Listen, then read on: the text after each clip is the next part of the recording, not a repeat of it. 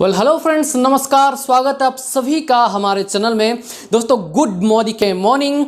उम्मीद करते हैं कि आप लोग सब अपने घरों में होंगे, स्वस्थ होंगे, सेफ होंगे। तो दोस्तों, कल रात को हमारे कंपनी ने एक ऑफिशियल पोस्टर जारी किया। एक बहुत बड़ा न्यूज़ हमारे सामने आ गया। उम्मीद करते हैं लॉयल्टी को लेकर के जो लॉयल्टी एक्सप्रेस का खबर है ये आप तक पहुंच गया होगा। लेकिन कल से लेकर अभी तक मुझे बहुत सारे कॉल्स आ रहे हैं या फिर लोग अलग अलग वीडियोस में कमेंट्स कर रहे हैं, व्हाट्सएप में मैसेज कर रहे हैं कि हमें इसके बारे में ये डाउट है, ये चीज़ आप थोड़ा अच्छे से समझाइए। तो मैंने सोचा कि एक एक करके बताने से अच्छा है कि मैं आपको डिटेल एक वीडियो बना के दे दूं। दोस्तों, ये वीडियो में आपको जो है लॉयल्टी एक्सप्रेस के बारे में मैं बताने जा रहा हूं और आपको इस वीडियो में बिल्कुल शॉर्ट तरीके से एग्जाम्पल दे करके आपका सारा डाउट मैं क्लियर करने जा रहा हूं।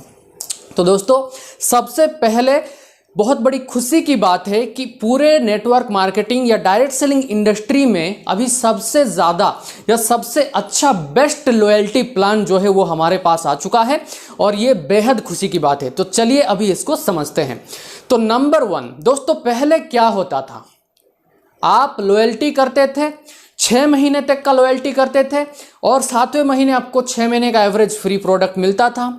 इसको कहा जाता था लॉयल्टी प्लान। इसी तरीके से आप 1 साल का लॉयल्टी करते थे, आपको 13वें महीने में, ठीक है, आपको 1 साल का एवरेज भी मिलता था, सेकंड 6 मंथ का भी आपको एवरेज मिलता था। इसको कहा जाता था लॉयल्टी प्लस।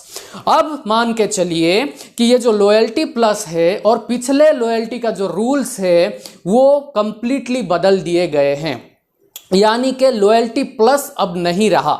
आपको अभी लॉयल्टी एक्सप्रेस को समझना है आगे बिजनेस को बिल्ड करने के लिए। लॉयल्टी एक्सप्रेस को चलिए समझते हैं और इसमें क्या सुधार किया गया है, क्या चीज अपडेट किया गया है, एडवांस क्या किया गया है, चलिए उसके ऊपर नजर डालते हैं। दोस्तों, नंबर 1, पहले आप मिनिमम अमाउंट लॉयल्टी का जो था वो 2500 का था, उतना आपको करना पड़ रहा था।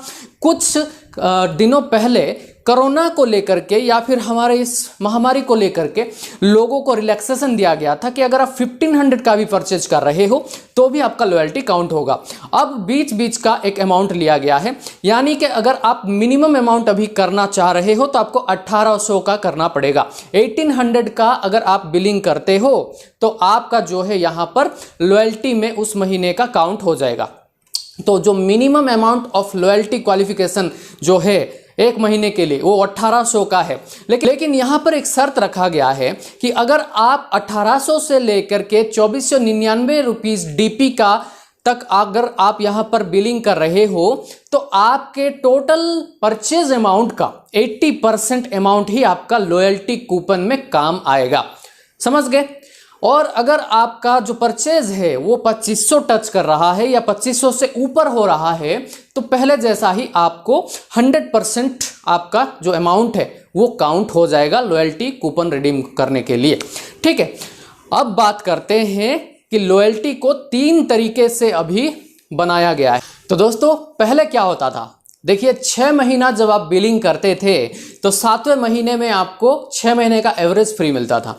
लेकिन अब यहां पर बड़ी खुशखबरी है कि 6 महीने में आप जितना लॉयल्टी का बिल करोगे उसका 120% यानी कि एवरेज का 120% आपको 7वें महीने में फ्री मिलेगा। और यहां पर लॉयल्टी प्लस अब नहीं है, फिर दूसरा 6 महीना आप शुरू करोगे। ठीक है, तो पहला 6 महीना आप करोगे, 7वें महीने में 120% का फ्री प्रोडक्ट ले जाओगे। दूसरा 6 महीना करोगे, फिर 7वें महीने आप 120% का फ्री प्रोडक्ट ले जाओगे। लेकिन यहां पर एक कैपिंग लिमिट रखा गया है जो कि है 6000 का, यानी कि आप सालाना 12000 का ही फ्री प्रोडक्ट यहां से ले सकते हो। अब दोस्तों, यहां पर और एक खुशखबरी आप लोगों के लिए है, आपको बताना चाहेंगे कि मान लो आप 6 महीने का बिलिंग कर रहे हो, शुरुआत तो कर दिए हो, फर्स्ट मंथ सेकंड मंथ ऐसा कर रहे हो। मान लो आप 4 महीना करने के बाद में आप 5th मंथ किसी कारण से नहीं कर पा रहे हो बिलिंग, तो पहले क्या होता था, आपका लॉयल्टी वहीं पे ठप होता था और आपको फिर से पहला महीना शुरू करना पड़ रहा था। यहां पर भी वही बात है, आपको फिर से पहला महीना शुरू करना पड़ेगा, लेकिन आपका परचेज जो है वो आपका परचेज बेकार नहीं जाएगा। जो 4 महीना आपने खरीदारी किया था उसका जो एवरेज निकल रहा है उसका 60% जितना भी निकलेगा वो आपको मिल जाएगा। तो दोस्तों यहां पर जो है वो 4 महीने का जो एवरेज निकलेगा उसका 60% अमाउंट आपको लॉयल्टी के हिसाब से, यानी कि लॉयल्टी कूपन आप रिडीम कर सकते हो उस अमाउंट को, ठीक है। तो पहले क्या होता था, 4 महीने के बाद ब्रेक हो जाता था तो आपको पहला महीना शुरू करना पड़ता था। अब भी पहला महीना शुरू करोगे, लेकिन पिछले 4 महीने में जो आपने खरीदारी किया है वो बेकार नहीं जाएगा। 60% अमाउंट जो है आपको यहां पर दे दिया जाएगा लॉयल्टी फ्री प्रोडक्ट के हिसाब से।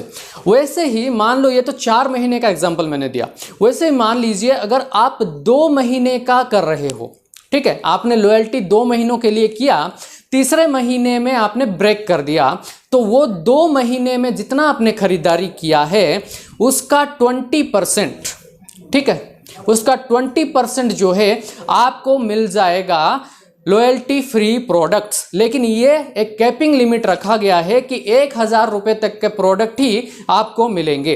तो अगर 2 महीने करने के बाद भी ब्रेक हो रहा है तो भी वो 2 महीने का परचेज बेकार नहीं जाएगा। उसका एवरेज का 20%, कैपिंग लिमिट अप टू 1000 तक आपको जो है यहाँ पर प्रोडक्ट्स मिल जाएंगे।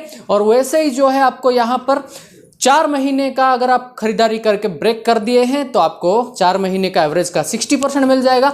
और अगर आप सक्सेसफुली 6 मंथ कंप्लीट कर रहे हैं तो 7वें महीने, जैसे मैंने आपको पहले बताया कि 120% आपको फ्री प्रोडक्ट्स मिलेंगे up to capping limit of 6000, ये आपको मिलते रहेंगे। तो दोस्तों बस बात इतना सा है, इसको अच्छे से समझिए। तो दोस्तों यहां पर आप लोगों के मन में एक डाउट होगा कि हमने तो लॉयल्टी प्लस शुरू कर दिया है और अब कंपनी बता रहा है या फिर सर बता रहे हैं वीडियो में कि लॉयल्टी प्लस नहीं रहा, तो अब क्या होगा।